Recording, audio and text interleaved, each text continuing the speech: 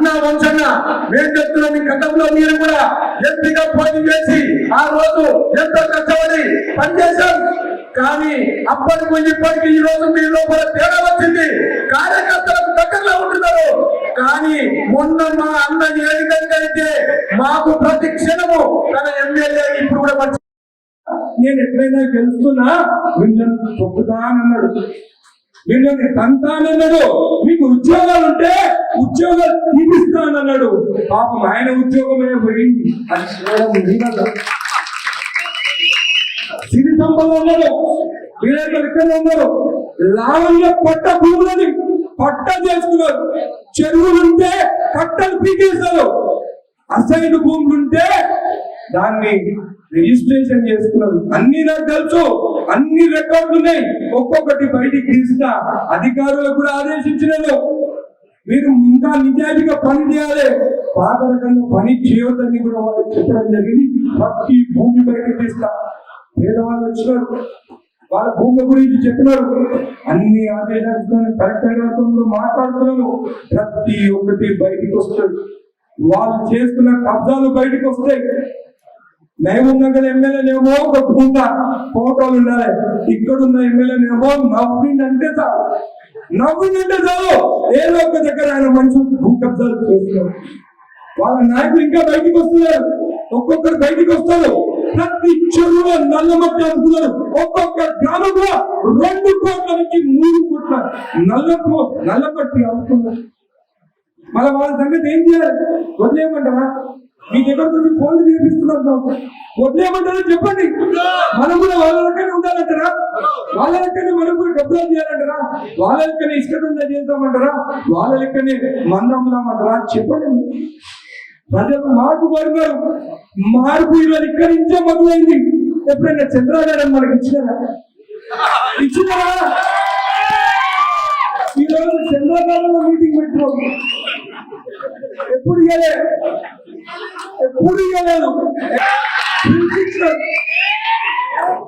మా విలేకరులు కూడా చెప్తున్నాను, వాళ్ళకి డబ్బులు పెట్టమని 70 ఇండ్లు ఇచ్చినారు. ఆ ఇండ్లు కూడా బాగా చేయాలి. వాళ్ళకి టెలిస్కోప్ లేదు, టెలిస్కోప్ రావాలి.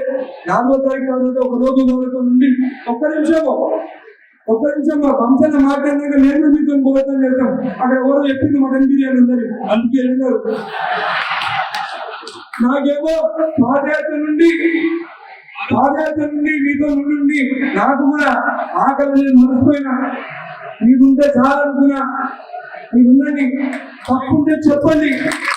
చెప్పినాను, తప్పుంటే రాయండి, పేపర్లా రాయండి. రాస్తేనే కదా మేము పోయి పని చేసేది. లక్ష్మణ్ అన్నాడు, ఏమి లేవు తప్పులు, అందుకే వాళ్ళు రాస్తలేదు, వాళ్ళు రాయలేదు అని చెప్పాడు. తప్పులు అనేది ఖచ్చితంగా చెప్పండి. ఎవరైనా అవినీతి చేస్తే, ఎవరైనా తప్పు చేస్తే నాకు చెప్పండి, గ్రూప్ లో పెట్టండి. ఇంకోటి నాకు నచ్చేది ఒకటే, ఉంటాను, ఫోన్ ఎత్తుతాను. మీకు సమస్యలు ఉంటే, ఎమర్జెన్సీ ఉంటే మెసేజ్ పెట్టండి. మీ పక్షాన్ని ఉంటాను, మీకోసమే పని చేస్తాను. చర్చలకి రింగ్ రోడ్ రావాలి, ఉదండపూర్ రిజర్వేర్ వాళ్ళకి R&R ప్యాకేజ్ కావాలి, వాళ్ళకి భూములు. ఇదైతే ఇంకా అన్యాయం. అన్న ఎక్కడే ఉన్నారు, భూములు ఏమో పైసలు ఇచ్చింది. అవినీతి అంటే మొత్తం బయట పెడతా. అన్ని డీటెయిల్స్ ఉన్నాయి. భూమి లేని వాళ్ళకి పైసలు, భూమి ఉన్న వాళ్ళకి పైసలు లేవు, రోడ్డు లేదు, వాళ్ళకి R&R ప్యాకేజ్ లేదు. వాళ్ళకి 6 రోజులు 6 లక్షలు ఇచ్చింటే భూమి కొనుక్కుంటే వాళ్ళ రోడ్డు మీదకి వచ్చారు. చర్చలకి రింగ్ రోడ్ రావాలి, దానికోసం పనిచేస్తాను. ప్రతి గ్రామంలో రోడ్లు లేవు, దానికోసం పనిచేస్తాను. మహిళలకి రక్షణ ఉండాలి, వాళ్ళ కోసం పనిచేస్తాను. ప్రతి ఒక్కరి కోసం పనిచేస్తాను. దయచేసి ఒకటి మాత్రం ఆలోచించండి. 1 నెల అవుతుంది ఎమ్మెల్యే, ఇప్పుడిప్పుడే అన్ని తెలుసుకుంటున్నాను. మీ గురించి నాకు తెలుసు, కానీ వాళ్ళు చేసే అవినీతి తెలుసుకుంటున్నారు. అవన్నీ బయట పెడతాను. పేదవాళ్ళ పక్షాన మీ గ్రామంలో ప్రతి పేదవాడికి మీరు తోడుకోవాలండి, మీకు తోడుగా నేను ఉండాలని చెప్పి మాటిస్తున్నాను. మన బాలనగర్ చూస్తే అవినీతి, రాజాపూర్ చూస్తే అవినీతి, నవాపేట చూస్తే చెరువులంతా దోచుకున్నారు. మన జడ్జాలు చూస్తే మున్సిపాలిటీకి విలేకరులు ఉన్నారు, వాళ్ళకి తెలుసు. 9వ నెల 2023లో 25 కోట్లు తెచ్చిందండి ఆయన. నేనేమంటున్నా 25 కోట్లు వచ్చినాయి మున్సిపాలిటీ పెట్టొచ్చు కదా అని పోయినా సెక్రటరీ పెట్టుకోండి నవీన పోయిన ప్రభుత్వంలో పైసలు లేవు వాళ్ళ దగ్గర కావాలని ఎలక్షన్ ముందు ఈ ఆర్డర్ తీసుకొచ్చి ఓట్ల కోసం మీ ముందు పెడితే మీ నిజంగానే 25 కోట్లు వచ్చినాయి మన నిజంగానే 25 కోట్లు వస్తే ఆ పైసలు ఎక్కడ పోయినాయని చెప్పేసి అనుకోండి కొబ్బరికాయలు కొట్టిండు రోడ్లని సరే ఆ రోడ్లని స్టార్ట్ చేద్దామని పోతే దాంట్లో కూడా పైసలు బాలనగర్ నుంచి గంగాపూర్కి డబుల్ రోడ్ అన్నారు లక్ష్మాడి భగత్కుండా పోయి కొబ్బరికాయ కొట్టిండు దానికి కూడా మేము టెండర్ పోయింది మళ్ళీ టెండర్ ఓపెన్ చేయించాము ఆ రోడ్కి శంకుస్థాపన చేస్తాము డబుల్ రోడ్ వస్తుందని చెప్పి కూడా ప్రతి దానికి లింక్ రోడ్ కూడా వేపిస్తాం నాకేం పనులని చెప్పి ఇప్పుడు రోడ్లు తేవాలి మీకు ఇల్లు ఇప్పియాలి పెన్షన్ ఇప్పియాలి మీకు న్యాయం జరగాలి ఇల్లు లేని వాళ్ళకి డబుల్ బెడ్రూమ్ డబుల్ బెడ్రూమ్ అంటే గుర్తుకొచ్చింది కొంతమంది కౌన్సిలర్లు 2.5 లక్షలు తీసుకుంది డబుల్ బెడ్రూమ్ ఇస్తాం వాళ్ళు ఏమంటారు లక్ష మందికి వెళ్తారు ఇంకా ఎంత మెజార్టీతో గెలుస్తాను 1,00,000 నేను నామినేషన్ వేసినాక ఎంత అన్నారు 50,000 మళ్ళీ నేను తిరిగినాక ఎంత అన్నారు ఎలక్షన్ ఒక రోజు ముందు ఏమన్నాడు 500 గెలిపోయినారు అనుకోవద్దు ఆ పరిస్థితి మనకి ఎప్పుడు రావద్దు వాళ్ళలాగా అంశాలు దండాలు చేసిన ఆ పరిస్థితి ఆ పరిస్థితి రాదు మళ్ళీ ఎలక్షన్స్ వస్తున్నాయి వంశీ అన్న కూడా చెప్పాలి కలగుడి టికెట్ వద్దనుకున్నాడు కసరత్ ఇక్కడనే ఉన్నాడు మన కసరత్ కూడా 4 ఏళ్ళు త్యాగం చేసి వెళ్ళొచ్చు మన త్యాగం చేసి వంశాన్ని ఇక్కడికి వచ్చిండో మనం గెలిపిస్తామా గెలిపామా మీరు చెప్పండి గెలిపిస్తాం కదా పని చేయాలి ఉట్టిగా రావు ప్రతి ఇంటికి పోవాలి ఆయన త్యాగం చేసి వచ్చిండు ఆయన రేపు గెలిచిన తర్వాత పెద్ద మంత్రి పని వస్తే మన చర్చలకి రింగ్ రోడ్ వస్తుంది గుర్తుపెట్టుకోండి వేరే కాన్స్టిట్యున్సీ శాతం తర్వాత అతి పెద్ద కాన్స్టిట్యున్సీ మనకి రింగ్ రోడ్ అవసరము ఖచ్చితంగా రింగ్ రోడ్ తీసుకొస్తాము అని చెప్పి కూడా మాటిస్తాం ఆల్రెడీ అధికారులకు చెప్పినాము వాళ్ళ పనిపైన ఎస్టిమేట్ తీసుకున్నాం మన డీకే అన్నమ్మ గారు అందరికి ఫోన్ చేసి అనిరుద్ధ మనవాడే మీరు నాకు చేయాలి అని అంటారు ఎట్లా అనిరుద్ధ మనవాడే నేను బీజేపీకి ఉన్నా నేను బీజేపీయా నేను కాంగ్రెస్ లో ఉన్నా 5 సంవత్సరాల కింద టీఆర్ఎస్ 2018 గెలిచినప్పుడు చాలా మంది నాయకులు వెళ్ళిపోయినారు నేను వెళ్ళిపోలేదు దాని తర్వాత మీ ఎంపీటీసీ ఎలక్షన్స్ సర్పంచ్ ఎలక్షన్స్ ఉంటే మీకు అండగా నిలబడ్డాను దాని తర్వాత మీరు నాకు అండగా నిలబడ్డారు ఇప్పుడు వంశీని నిలబడాలి దాని తర్వాత మీ ఎలక్షన్స్ కి నేను నిలబడతానని చెప్తున్నాను 50% యువకులను నిలబెట్టుకున్నాం సీనియర్ నిలబెట్టుకున్నాం నిన్న డబ్బాలని నిన్న గవర్నర్ గారు రెసిడెంట్ హైటీగా తీసుకెళ్ళినాం డబ్బాగా సీఎం గారు కల్పించాం సీనియర్ నాయకులు అతన్ని పెద్ద నాయకులు అందరం కల్పిస్తాం నామినేటెడ్ పోస్ట్ ఇప్పిస్తాం మీకోసం చేస్తాం మీరు నిలబడాలని ఇన్ని రోజులు నిలబడ్డారు 9 సంవత్సరాలు ఏం లేకుండా నిలబడ్డారు మీరు ఈ రోజు మీరు ఖచ్చితంగా నిలబడండి దాని తర్వాత ఎంపీటీసీ సర్పంచ్ ఎలక్షన్స్ కి నేను ఖచ్చితంగా కేవలం నామినేషన్ పట్టింది నేను చూసుకుంటా సరేనా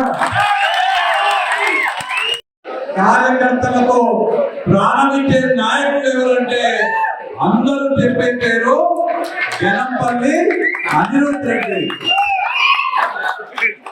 వారికి ఇవాళ జడ్చర్ల నియోజకవర్గ విస్తృత స్థాయి కార్యకర్తల సమావేశానికి నాతో పాటు అతిథులుగా విచ్చేసినటువంటి గౌరవ శాసనసభ్యులు కల్వకుర్తి శాసనసభ్యులు కసిరెడ్డి నారాయణ రెడ్డి గారికి మక్కల్ శాసనసభ్యులు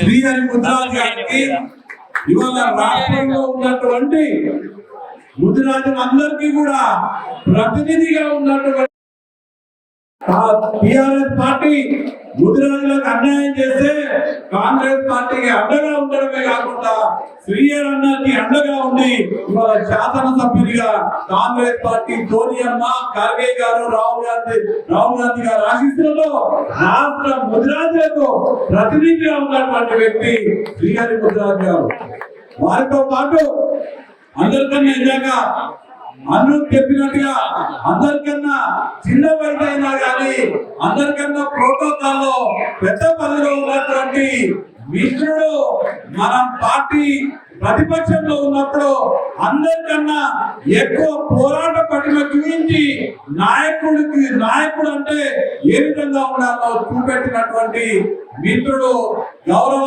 శాసన మండలి సభ్యులు ఎన్ఎస్యుఐ రాష్ట్ర అధ్యక్షులు పల్మూరు వెంకట్ గారికి అందరికన్నా పదవులు రాకపోయినా మా అందరికీ కూడా పదవులు ఉన్న వాళ్ళందరూ కూడా అందరికన్నా ప్రియమైనటువంటి నాయకుడు మా అందరి సోదరుడు, నాతో పాటు ఎన్ఎస్యుఐలో నాతో పాటు యువజన కాంగ్రెస్ లో పనిచేసినటువంటి వ్యక్తి, త్వరలో ముఖ్యమంత్రి రేవంత్ రెడ్డి గారి ఆశీస్సులతో మంచి ప్రభుత్వంలో మంచి పదవి పొందబోతున్నటువంటి మిత్రుడు, సోదరుడు, యువజన కాంగ్రెస్ రాష్ట్ర అధ్యక్షుడు శివసేన రెడ్డి గారికి, అలానే వేదిక మీద ఉన్నటువంటి కాంగ్రెస్ పార్టీ నాయకులందరికీ కూడా రబానా కనిపిస్తలేడు అల్వాన్ రెడ్డి గారికి, మహిళా కాంగ్రెస్ జిల్లా అధ్యక్షురాలు వసంతమ్మ గారికి, మీనాక్షమ్మ గారికి, మన జడ్చర్ల పట్టణాధ్యక్షులు మినాల్ గారికి, వివిధ మండలాల అధ్యక్షులు శంకర్ నాయక్ గారికి, కృష్ణయ్య గారికి, అలోరన్న మండలాధ్యక్షుడు కూడా ఉన్నారు. డబల్ పదవి ఉందన్న మీకు. మాకందరికి ఒకటే పదవి, సింగిల్ విండో వైస్ ప్రెసిడెంట్ 3 పదవులు.